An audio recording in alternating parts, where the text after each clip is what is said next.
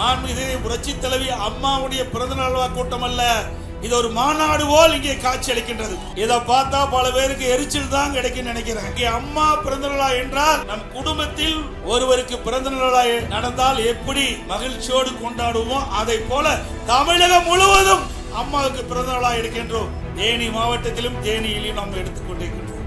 இதை புரட்சி தலைவர் எம்ஜி காட்டிய வழியிலே புரட்சி தலைவி அம்மாவள் சிறப்பான ஆட்சி தந்தார்கள். அந்த இருவரும் தலைவருடைய ஆட்சியிலே தான் தமிழகம் ஏற்றம் பெற்றது. அனைத்து துறைகளும் வளர்ச்சி அடைவதற்கு காரணமாக இருந்தவர்கள் இந்த மண்ணில் இருக்கின்ற மக்கள் தேர்ந்தெடுக்கப்பட்ட நம்முடைய தலைவர்கள். இன்றைக்கு இதை புரட்சி தலைவர் எம்ஜிஆர் அவர்களும் முதலாக ஆண்டிப்பட்டியிலே போட்டியிட்டு, இதே புரட்சி தலைவி அம்மாவர்கள் சேவல் சின்னத்திலே போடியிலே போட்டியிட்டார். பிறகு ஆண்டிப்பட்டியிலே போட்டியிட்டு தமிழகத்தின் முதலமைச்சராக தேர்ந்தெடுக்கப்பட்டார். ஆக 2 முதலமைச்சரை கொடுத்த மாவட்டம் இந்த தேனி மாவட்டம்.